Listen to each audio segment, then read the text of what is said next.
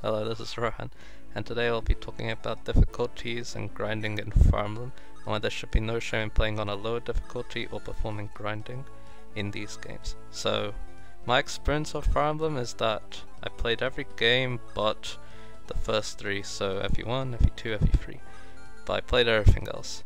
And in most of these playthroughs I played on a lower difficulty because I end up preferring playing on these difficulties, and in this video I'm going to be explaining why this is the case and why this might be better for some people to play on a lower difficulty. Most higher difficulties on Fire Emblem will make the enemies stronger and they give less EXP as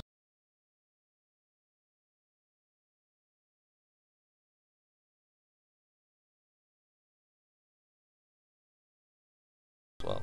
Some of the changes include Three Houses Matting mode and Shadow Dragon Hard mode, making reinforcement ambush reinforcements, so they will attack the turn they spawn, which can be quite frustrating if you don't know where they're going to come from.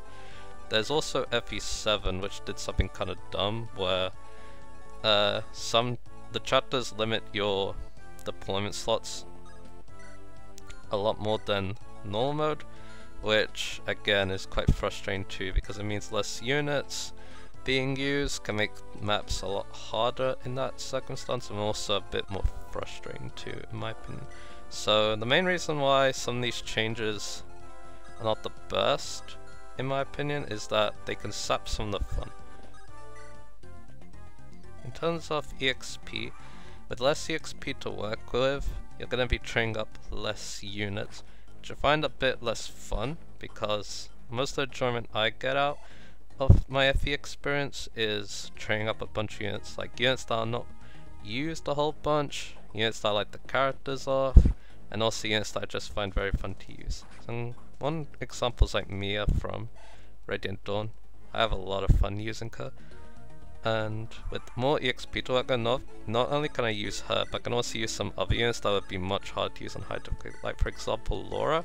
Laura's a unit that I really want to use when I play Radiant Dawn again, and with more EXP around and BXP on easy mode, I'll be able to make that a reality a lot more easier, which will be lots of fun. It'll be interesting to see how she turns out when I play Radiant Dawn again. In regards to higher strength enemies, it's mainly a problem in the early game where you have a lot less to work with, which means that the higher strength enemies are going to give you a lot more trouble in the early game. But there's also some games where the difficulty is non-stop, like for example Conquest on Hard and Lunatic. My brother played Conquest on those two difficulties, and yeah, he found the experience a lot more frustrating compared to me, maybe because he couldn't really have too much fun. He really needed to do specific things, like, you know, using a lot of flying units for that Great Wall map in Hoshido, with Takumi as the boss, because if you don't, you're gonna have to go through those rally squadrons, and that is not fun at all, because they're so hard to kill with their high stats. Meanwhile, on my end, I played Conquest on normal mode, so enemies are a lot weaker, they have a lot less skills. It also meant that the map gimmicks too bothered me a lot less, which made the experience a lot more fun in my playthrough. I was also able to experiment more with different classes as well, like I made Coronet Archer, then a Bow Knight, which was something alright. It also helps that Fates allows you to change the difficulty as well. So if you're playing on hard and you find it too frustrating, then you can pop it down to normal, which I appreciate. Kind of ties into the theme of this video, I guess. On the subject of Fate, newer FE games also have Classic and Casual mode. Classic mode has permadeath, so if a unit falls in battle, they're dead for good. Casual mode, if they fall in battle, then they'll come back in the next map.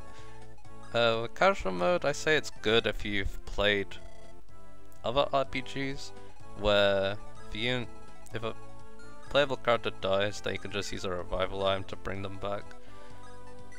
If you want to get into more FE games though, casual mode kind of limits you a little bit in my opinion, because most Fire Emblem games are permadeath. So I say go casual mode if you're familiar with other RPGs and want like a soft way to get into Fire Emblem. But play classic mode if you want to try the older games in this series, or if you want to have a more, I guess, classic or genuine experience, I guess.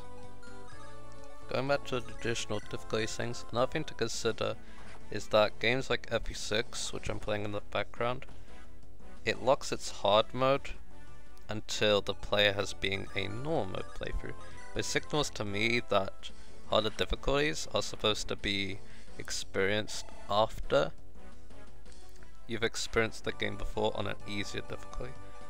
So, my opinion, I feel like you should play the harder difficulty once you've had a good idea of what the game is about. Because yeah, even though FE games are pretty similar to play, each game does have its nuances. But also another thing to consider, you don't have to follow what I have to say, because some people, even though I do suggest that the normal and easier difficulties are the way to go, you don't always have to. You don't get some people might get more enjoyment out of a higher difficulty because of that satisfaction of overcoming a huge challenge. That is why harder difficulties exist in the first place. They can feel a lot more rewarding to certain people. Now, onto the grinding. So, grinding is normally used to gain levels freely, so that player can overcome a challenge that either they previously struggled to or lost to before. And Fire Emblem is no exception, since it is part RPG after all.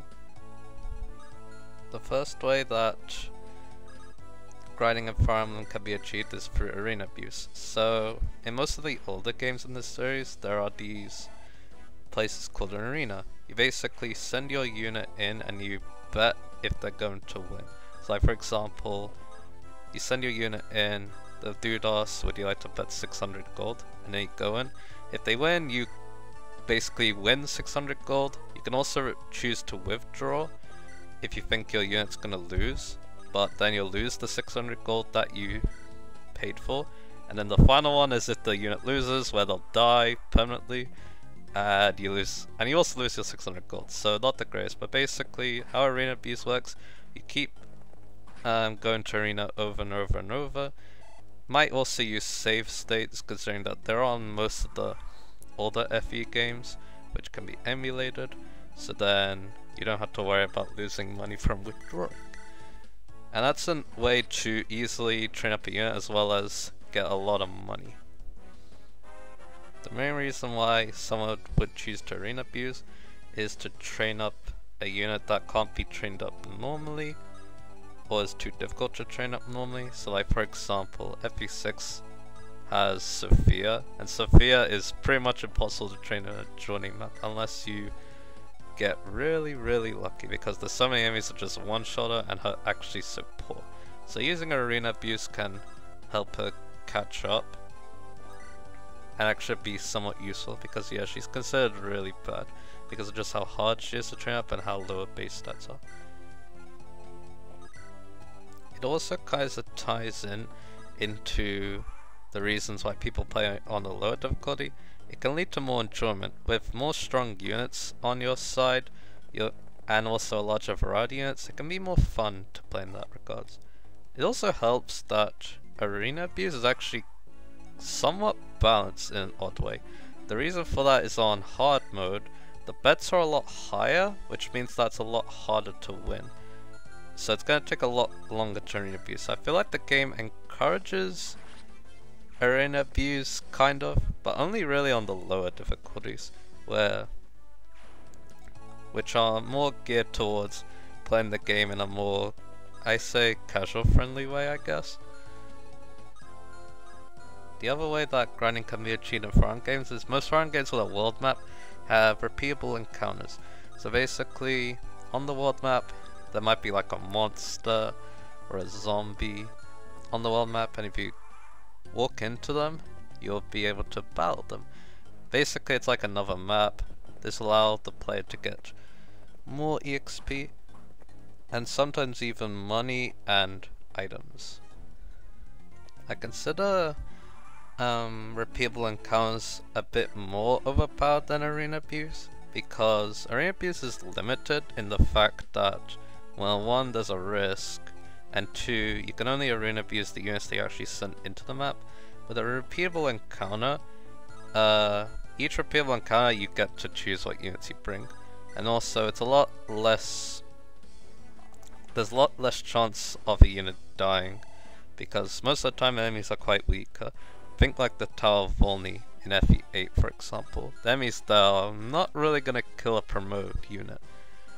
And then of course the Entomb gives so much EXP. So I say do Repeatable Encounters in moderation, because I will admit that when I played Birthright, I didn't do that. I wanted to get lots of skills onto my units, and then that kind of soured the experience because I decided to do it on everyone. And then it took forever, and which I would consider excessive grinding.